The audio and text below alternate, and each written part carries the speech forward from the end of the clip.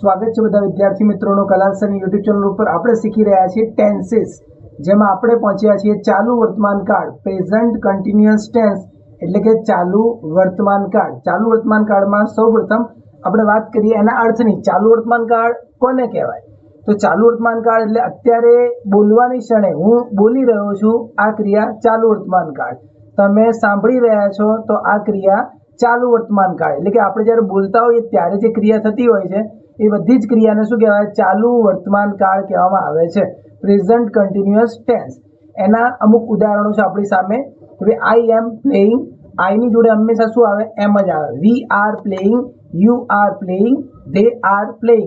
આ ત્રણ જે છે વી, યુ અને ધે, એ ત્રણેયની જોડે શું આવે? આર જ આવે। હી is playing, she is playing, આમની જોડે શું આવે? ઇઝ જ આવે, બરાબર। એના બી આગળ વધીએ આપણે। આની વાક્ય રચના, ચાલુ વર્તમાન કાળની વાક્ય રચનામાં સૌ પ્રથમ કર્તા, પછી ઇઝ, એમ, આર, ત્રણમાંથી કોઈ પણ એક, અને ક્રિયાપદ, વર્બ એટલે ક્રિયાપદ, એની પાછળ આઈએનજી લગાવવાનું રહેશે। કેવી રીતે? ઉદાહરણ તરીકે આપણી સામે ત્રણ છે કે ભાઈ આઈની જોડે શું લાગે? એમ, આઈની જોડે શું લાગે? એમ, અને ટીચ એટલે કે ભાઈ ભણવું, એ ક્રિયા છે, એની પાછળ આઈએનજી એટલે teaching. I am teaching you now, હું તમને હમણાં હાલ ભણાવી રહ્યો છું। બીજું છે આઈ એમ રાઇટિંગ સમથિંગ નાઉ, હું હમણાં લખી રહ્યો છું। આઈ એમ વોચિંગ યુ નાઉ, હું તમને જોઈ રહ્યો છું, બરાબર। આ ટીચ, રાઇટ અને વોચ આ ક્રિયાઓ છે, એ ક્રિયાઓની પણ આઈએનજી લગાવવાનું, અને આઈની જોડે શું લાગે? એમ લાગે। આગળ વધીએ આપણે।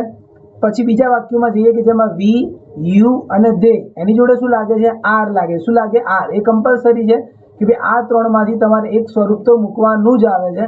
તો વી ની જોડે આર, યુ ની જોડે આર અને ધે ની જોડે આર લગાવવાનું છે। પછી લર્ન એટલે શીખવું, એની પણ આઈએનજી લગાવી દો। સ્ટડી એટલે ભણવું, એની પણ આઈએનજી લગાવી દો। પ્લે એટલે રમવું, એની પણ આઈએનજી લગાવી દો। વી આર લર્નિંગ ઇંગ્લિશ નાઉ, એટલે કે આપણે બધા અંગ્રેજી શીખી રહ્યા છીએ।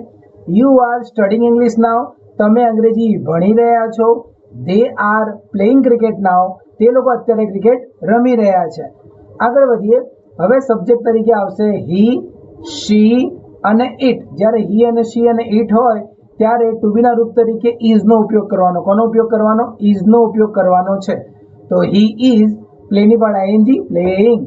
The baby is dancing, she is working, she is helping, it is walking, the dog is running. એટલે કે ભાઈ બધામાં ઇઝ આવ્યું છે, કારણ કે બધા એક વચન છે। હી, શી અને ઇટ એક વચન છે, એટલે એમની જોડે શું લગાવવું પડે? ઇઝ લગાવવું પડે। શું લગાવવું પડે? ઇઝ લગાવવું પડે। આગળ વધીએ। નેગેટિવ સેન્ટેન્સની વાત કરીએ કે ભાઈ જો આઈ એમ પ્લેઇંગ, એ તો એકદમ સામાન્ય વાક્ય છે, એફર્મેટિવ સેન્ટેન્સ કહેવાય, પણ આપણે નેગેટિવ બનાવવું છે। નેગેટિવ બનાવવું તો શું કરવાનું? આઈ એમ નોટ પ્લેઇંગ, એટલે કે હું હમણાં નથી રમી રહ્યો। વી આર પ્લેઇંગ એટલે આપણે બધા રમી રહ્યા છીએ, તો વી આર નોટ પ્લેઇંગ એટલે આપણે બધા નથી રમી રહ્યા, બરાબર। You are playing, you are not playing. They are playing, they are not playing. He is playing, he is not playing. She is playing, she is not playing. એકદમ સહેલું હતું કે એમ ઇઝ આર ની પાછળ ફક્ત નોટ જ લગાવવાનું હતું, એનો અર્થ થઈ જાય કે આ ક્રિયા હમણાં હાલ ચાલી રહી નથી। એના પછી આપણે આગળ વધીએ। એના પછી આવે છે ઇન્ટ્રોગેટિવ સેન્ટેન્સ એટલે કે પ્રશ્નાર્થ વાક્ય। પ્રશ્નાર્થ વાક્યમાં ત્રણ છે કે ભાઈ I am playing, we are playing અને યુ આર પ્લેઇંગ। જ્યારે આ ત્રણના વાક્ય હોય છે ત્યારે પ્રશ્ન આવો જ હોય, are you playing, R you playing, R you playing. જવાબ અલગ અલગ હોય છે। કોઈ એકને પૂછે તો કે આઈ એમ પ્લેઇંગ, બહુ બધાને પૂછે તો વી આર પ્લેઇંગ, બરાબર। પછી ધારો કે આવું છે કે ધે આર પ્લેઇંગ, આનો પ્રશ્નાર્થ બનાવો તો આર ધે પ્લેઇંગ, બરાબર। ખાલી શું કરવાનું છે? આ જે આર જે છે એ શરૂઆતમાં આવી જાય, અહીંયા આગળ આર ને લખવાનું આવતું હોય છે। હી ઇઝ પ્લેઇંગ નું શું થઈ જાય? Is he playing. She is playing નું શું થઈ જાય? Is C playing. એટલે ખાલી આપણે શું કરવાનું છે? આ જે ઇઝ છે એને અહીંયા આગળ શરૂઆતમાં લખી દેવાનું, અને આનો જવાબ જે હશે યસ અને નો માં આવશે। ધારો કે આવો સવાલ હોય, આર યુ પ્લેઇંગ? તો yes I am playing, no I am not playing. Okay, એવા બે પ્રકારના જવાબ આવતા હોય છે। તો આ તો આપણું ચાલુ વર્તમાન કાળ, એનું આપણે શોર્ટમાં રિવિઝન કરીએ તો આજે પહેલું પેજ છે, અહીંયા રિવિઝન છે। આઈ એમ પ્લેઇંગ એટલે કે હું હમણાં રમી રહ્યો છું। વી આર પ્લેઇંગ એટલે આપણે બધા રમી રહ્યા છીએ। યુ આર પ્લેઇંગ એટલે તમે રમી રહ્યા છો। ધે આર પ્લેઇંગ એટલે તેઓ રમી રહ્યા છે। હી ઇઝ પ્લેઇંગ એટલે તે એકલો કોઈ છોકરો છે એ રમી રહ્યો છે। સી ઇઝ પ્લેઇંગ એટલે કોઈ એકલી છોકરી છે તે રમી રહી છે।